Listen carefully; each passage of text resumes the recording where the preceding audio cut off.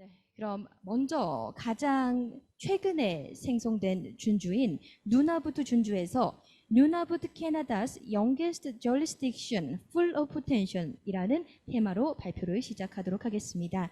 So, with that, first of all, we will have some words from Nunavut under the theme of Nunavut Canada's youngest jurisdiction full of potential. 먼저 첫 번째 발표자는 캐나다 누나부트 지오사이언스 오피스의 치프 지올로지스트이신 린다 함님입니다. 린다 함님은 재학 시절부터 누나부트 지역 일대 지질 조사를 수행하셨고요. 노바스코시아 지올리스트 서베이, 캐나디안 노스 이코노믹 디벨롭먼트 에이전시, 그리고 거버먼트 오브 누나부트, 캐나다 누나부트 지오사이언스 오피스 등 지질 전문 기관에서 수석 지질학자로 근무하시면서 올해 경력을 보유하고 계시는 캐나다 누나부트 지역 지질 전문가십니다. Now it's finally time to meet our first presenter, and we would like to invite Chief Geologist Ms. Linda Ham from the Canada Nunavut Geoscience Office. Ms. Ham is a professional geologist who has a dedicated career in geology ever since she was a student and has served in multiple positions at various organizations across provinces and regions, including the Nova Scotia Geological Survey, CanNorth, and the government of Nunavut. So ladies and gentlemen, please join me in welcoming Ms. Linda Ham. So Ms. Linda Ham, if you're ready, the floor is yours. I am, thank you. Yes, my name is Linda Ham. I am the Chief Geologist of the Canada Nunavut Geoscience Office in Iqaluit, Nunavut, and we are Nunavut's de facto geological survey. So I am talking to you today about Nunavut, which is Canada's youngest jurisdiction and full of potential. So Nunavut, as you can see here in the screen off to the right, we are a large jurisdiction. We are the largest jurisdictional landmass in Canada, 20% of Canada, and we span 3 time zones. We have a sparse population, about 35,000 people only, and most of the population is young.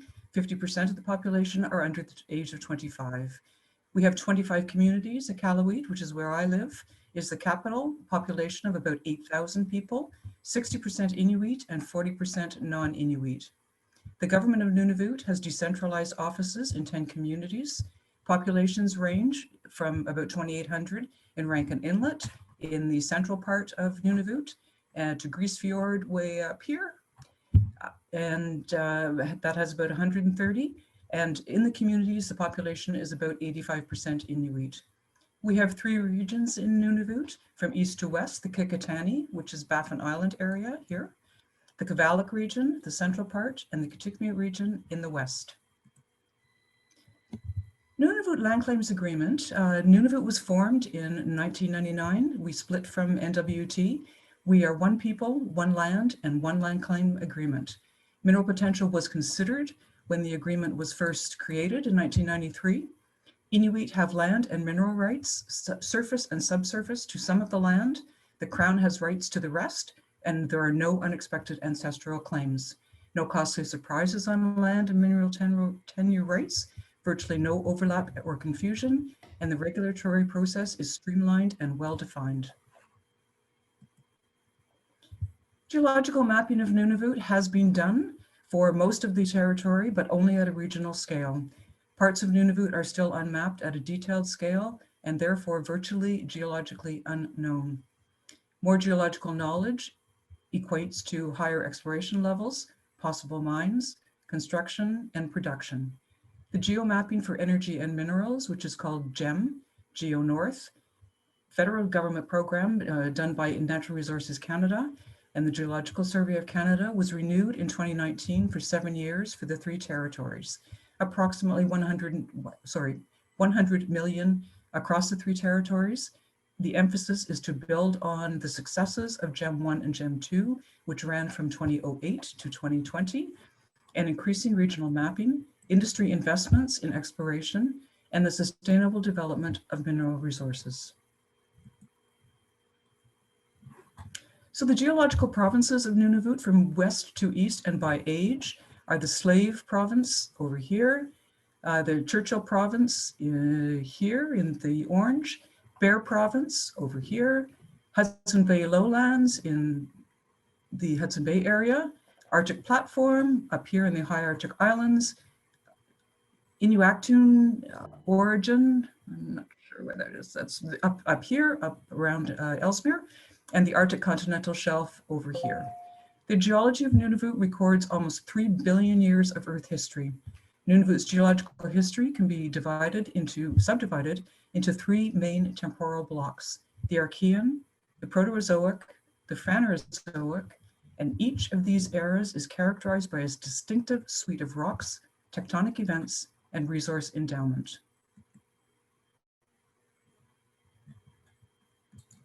Sorry. Whoop. How do I go back? Okay, I'll just try and go back.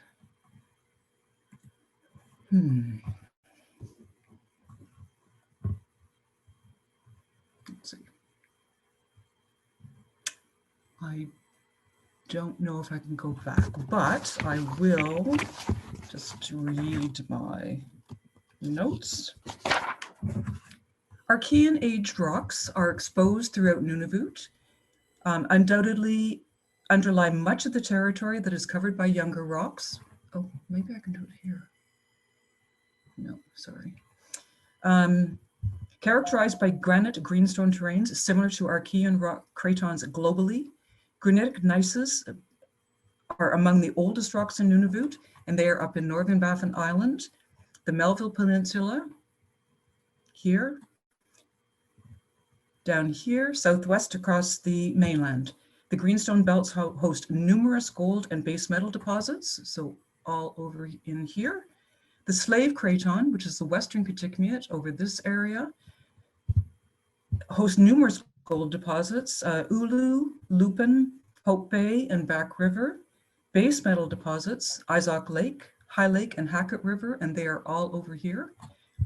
The Churchill Province in here hosts much gold, the Meliadine and Meadowbank deposits in this area, the Melville Peninsula again in this area, and central and northern Baffin.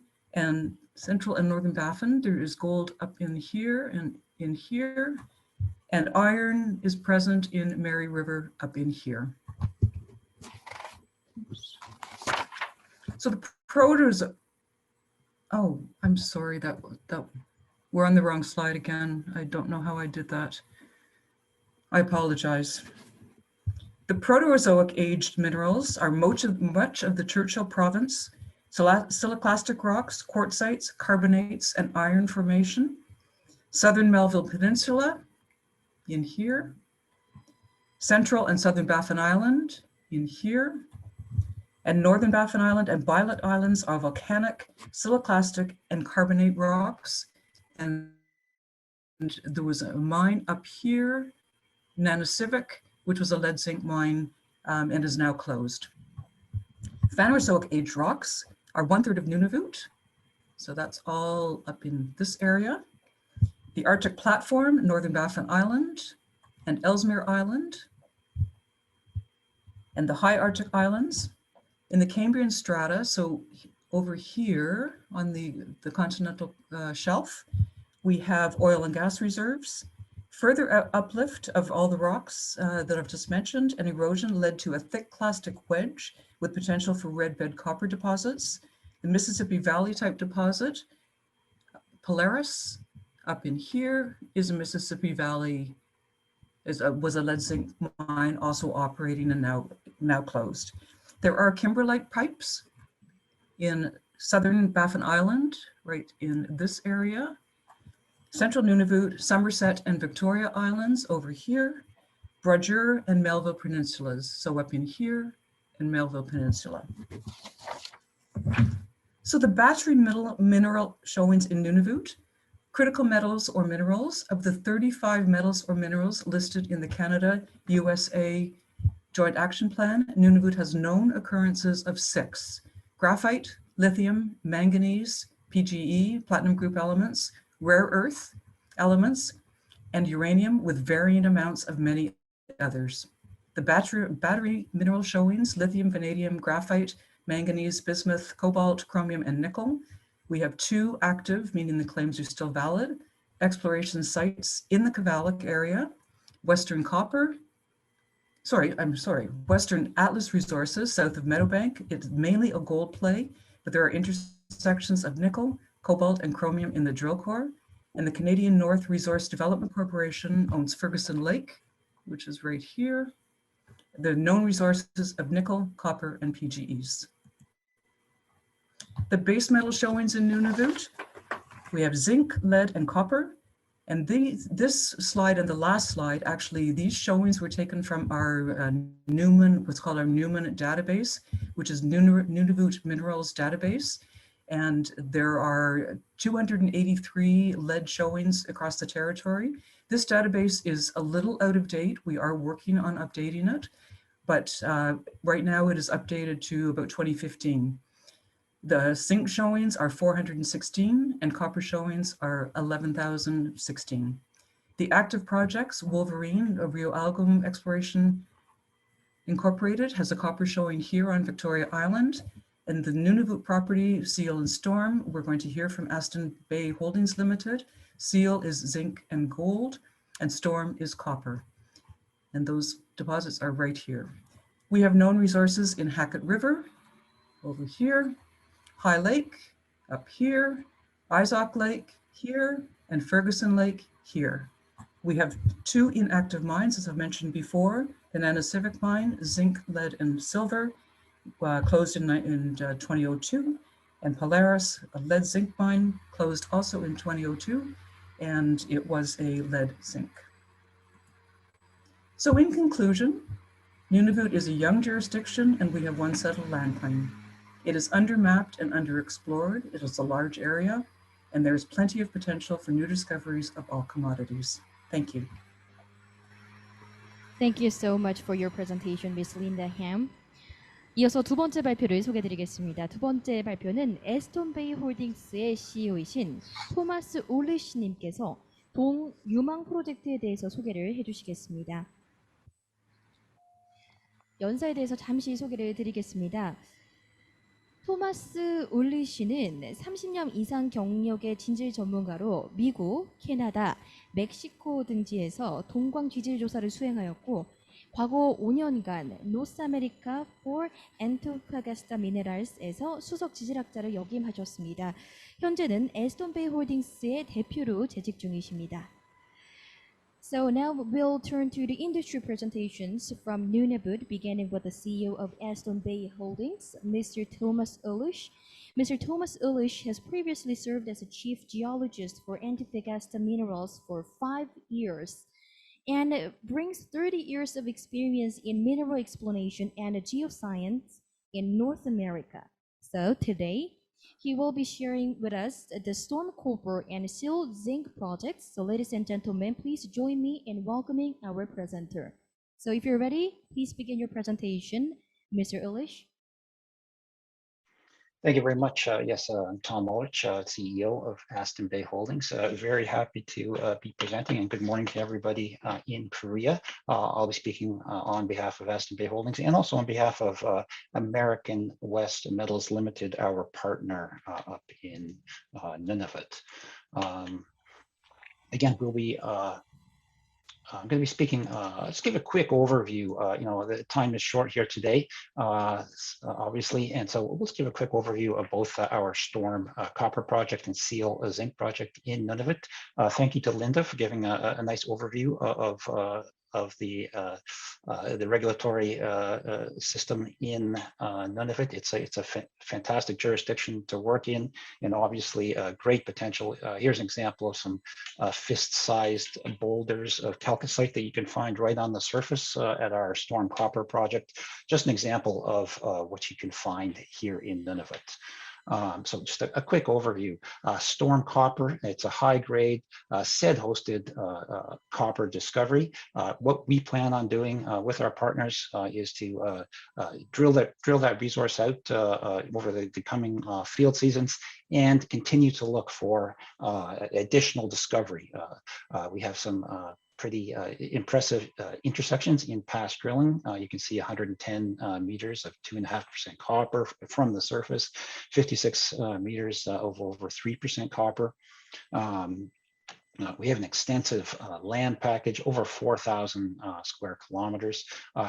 In addition to the sediment-hosted copper style of mineralization, we also have stratabound zinc mineralization, very similar to the Polaris deposit or past producing mine that's just to the north of us.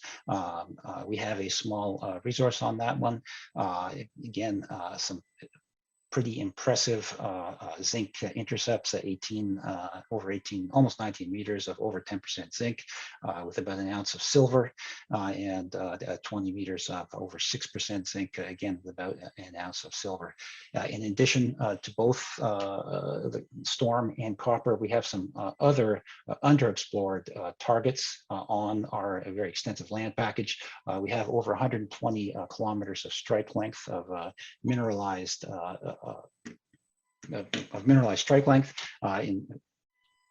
We're very excited to be moving these exploration projects forward in the coming field season, looking for additional discovery. Just a quick overview of Nunavut. You can see where we're located. We are very far north in Nunavut, and no kidding, it's cold up here. But hey, we have some producing mines right now, Meadowbank, and Hope Bay, and past producers. Again, here we are at Storm and Seal, Polaris just to the north on essentially the next island over there. Off to the east, Nanisivik, as Linda mentioned, both of those past mines produced for over 20 years, very profitable mines. A lot of, we have a lot of other large base metal deposits, in the Arctic. Just to give you an example of the sort of thing that you can find in the north. It's a very prolific area, a great spot to be exploring. Specifically, Storm and Seal, you can see a picture of our camp. We have a camp in place. Again, very regionally extensive land package. We are located right on the coast. It's not showing very well, but here is Aston Bay itself into the Arctic Ocean. You can see the Seal zinc right on the coast, Storm copper about 15 kilometers inland. We have a regional logistics hub of the town of Hamilton Resolute Bay, just to the north of us. The permitting is all in place. The drills are on site, and we are excited to be advancing this project. Storm itself, just again, high grade sediment-hosted copper style of mineralization here. You can see some of the intercepts in the past drilling, numerous untested gaussons. What we plan to do in this coming field season is to do some deep EM geophysics, and we're just in the final stages of planning that project, and we expect to be moving up to site within about 2 weeks here. Again, and just to show you a picture of the surface here, that's me, and all this green mineral here is essentially malachite coated chalcocite right at the surface. It's really a spectacular, as you can talk to any geologist, they'll tell you, you don't see this kind of exposure in many places in the world. And then just moving quickly on to our Seal zinc play. We don't expect to do any significant geophysics at Seal zinc this summer, but it is a very impressive amount of high-grade zinc right at the surface. You can see some of the past intercepts there. And we do have a historical 43-101 compliant resource here. It's a very small resource. It's really just indicative here of the style and the grade of mineralization you can have here. We've essentially just from the surface with a few drill holes, we've proven up 1 million tons but it is over 10% zinc. That's real zinc, not equivalent, and about with about 1.5 ounces of silver along with that. Again, this mineralized trend, from what we see, from what we know, and what we've drilled at this resource, we have some significant soil anomalies, significant geophysical anomalies that we think show an excellent potential to grow this resource from this small indicative resource. So a quick overview of the two companies that are exploring here. Again, Aston Bay, that is my company. We are exploring for base metals and gold in Nunavut and in Virginia in the United States. Currently, our Aston Bay, our Storm and Seal projects are under option to American West Metals Limited, and the quick terms of the agreement there, essentially for exploration expenditures of $10 million over about 7 years here. American West Metals can earn 80% interest in the project. And we're very happy to have American West with us as as partners here. They're a new Australian company, and essentially their strategy is to increase shareholder wealth through development and discovery of major mineral deposits. They're focusing on base metals in North America, predominantly copper and zinc. And they are looking to go public on the Australian Stock Exchange late this summer or into the fall here. We have both companies together, me and John Perneus, chairman of American West Metals, be very glad to tell you more about Storm Copper and Seal Zinc. I'm sure both of us could talk your ear off about this. And of course, you can always get in touch with the Korean Resources Corporation and CanNor. Thank you very much for giving both of our companies the opportunity to tell you a bit about our project. And again, very happy to discuss more about this in the future. Thank you. Thank you very much for sharing meaningful words. 이어서 세 번째 발표로 넘어가도록 하겠습니다. 세 번째 발표는 웨스턴 아틀란스 리소스의 CEO 그리고 디렉터이신 파비오 카포니 님께서 발표를 준비해 주셨습니다. 니켈 프로젝트에 대해서 소개를 해주신다고 하는데요. 파비오 카포니 님은 유럽 및 미주 지역 자원 관련 기업의 창업 및 매각 전문가로 14년 동안 약 50억 불 이상의 실적을 달성하신 분이십니다. 현재는 웨스턴 아틀라스 리소스 및 CB 골드 인코퍼레이션을 설립해서 CEO로 재직 중이십니다. So, ladies and gentlemen, this time we'll meet CEO and Director, Mr. Fabio Caponi from Western Atlas Resources, who will be sharing with us a unique opportunity with the Meadowbank project. Mr. Caponi is a specialist in creating, structuring, and selling natural resources companies worth over $5 billion working in Europe and both North and Latin America for over 14 years.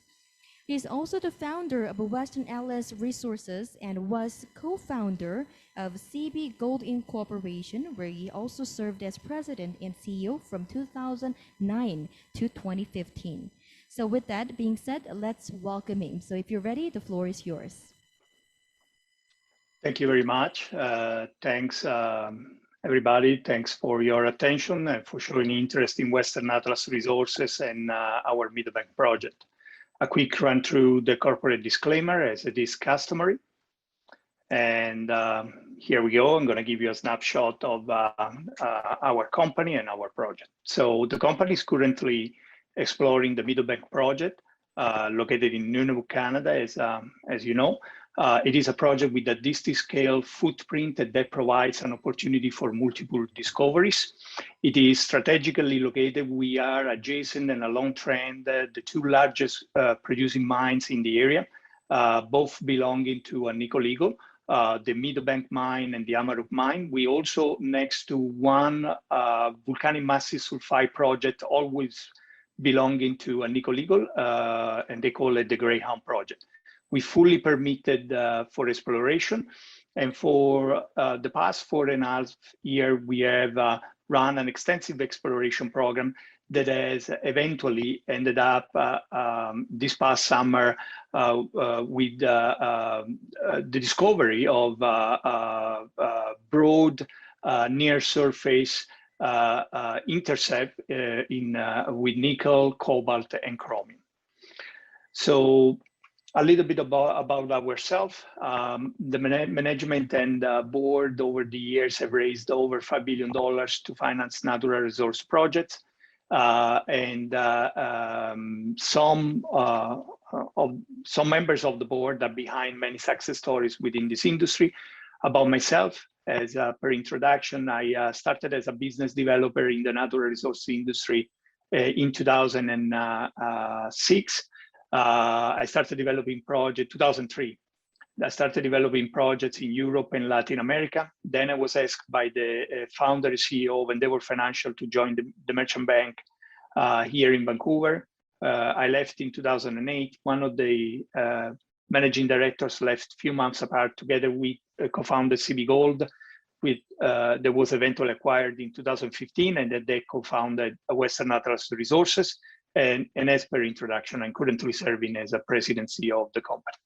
The company has 160 million shares issued outstanding, but what is really important here is that the management and directors are fully invested in the company. We own approximately 25% of the company.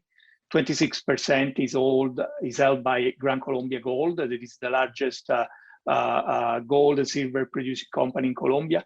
They acquired their stake through 2 public financing rounds. 2.6% is in the hands of institutional, the rest is retail. So why did we decide to focus on Nunavut? Well, Nunavut is a pro-mining jurisdiction with over 4 decades of prosperity in mining. And obviously it's a home to world-class operating mining companies and world-class deposit.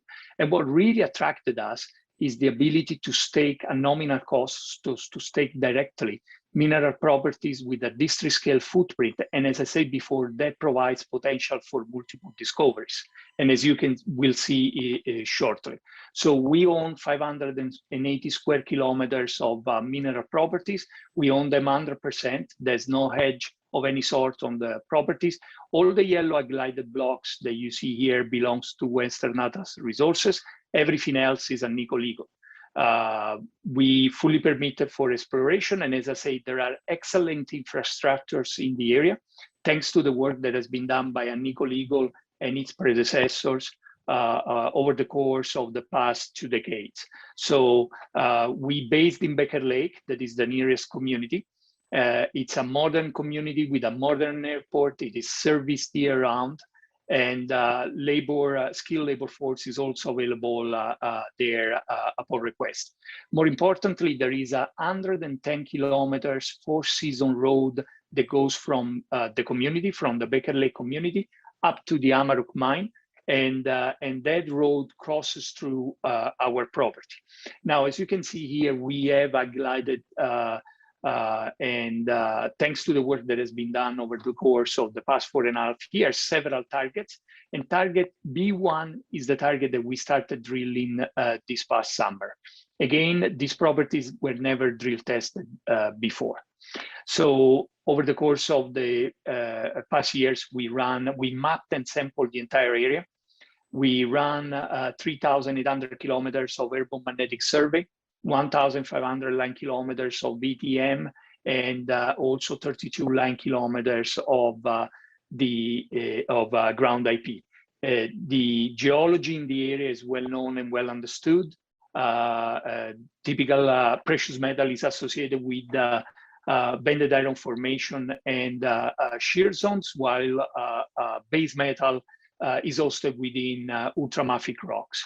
And so this is what we call Block B. Block B is located south and adjacent to the Meadowbank producing mine. As you can appreciate here, results of previous work and 3 targets so far identified only within this target. Target B1, again, is the target that we started drilling in 2020. Now, we were originally looking for precious metals. This is when we started this project. And target B1, as you can see here, we identify over 15 kilometers of strike length of total strike length of banded iron formation, 6 kilometers of shear zone, and over 8 kilometers of ultramafic corridor. And here is where, while drilling, we intersected, as I say, near surface, broad intersect for nickel, cobalt, and chromium. So the plan of it was obviously a nice surprise. We shouldn't even be that surprised about discovering this kind of base metal in the area, as anticipated before by Linda, by others. Nunavut is well known for being rich in base metal, especially nickel, cobalt, chromium. Not far from where we are, there is a nickel a gold producing mine belonging to a private company. Rankin Inlet itself used to be a nickel producing mining area.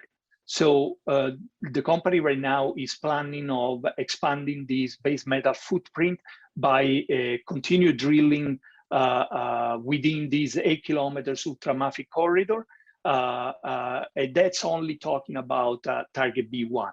Target B1, as I say, is one of the several targets that the company has. In fact, this is, for example, Block A. Block A is between the Amaruk mine and the Meadowbank mine. 3 targets so far identified within this block. And this, together with the additional 2 targets that we have within Block B, namely target B2, B3, will be the subject of years to come drill program. And that's not only obviously with a focus now on precious metal, but with an additional focus on base metals, or what we call the minerals of the future. Now, we also the newest exploration company that started operating in the Meadowbank area, and we are the one with the smallest market cap, with Junior. Some of the companies that you see here have been operating there in the area for a decade or 2 decades. And we believe to be best positioned to deliver the strongest upside potential among our peer group upon a discovery. Now, we also have excellent relationship with the community in which we operate. We're based in Baker Lake. We've been based in Baker Lake for the past 4.5 years. That is the nearest community to our project. We cooperate with the council and with practically all the institutions within the community. We tend to hire Inuit-run or Inuit-owned service provided company, and also hire obviously locally. We have a very strong relationship also with the Hunters and Trapper organization. That is a very important organization in the area, and we cooperate with them with respect to the wildlife monitoring. So just to wrap it up, because I know we don't have much time, why do we believe that Western Atlas could be a good opportunity for an investment or joint venture or a technical cooperation? Well, we own district scale properties that again could provide potential for multiple discoveries. We strategically located along trend and adjacent to 2 largest producing mines in the area that obviously provide enormous benefits in terms of logistic. We fully permitted for exploration, and there are excellent infrastructures in the area. Management and directors are fully invested in the company, and there is a strong upside potential among our peer group due to the fact that, as I say, we are the newest company and the one with the smallest market caps that started operating there in the area.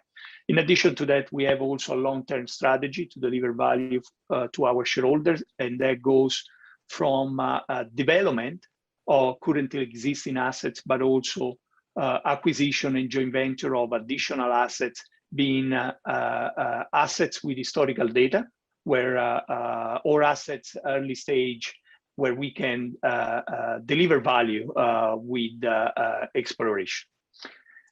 I would like to wrap it up here. As I say, I know that we don't have much time. It was just a quick overview. I would like to thank you once again for your attention. Should you have any additional question, please feel free to contact us directly.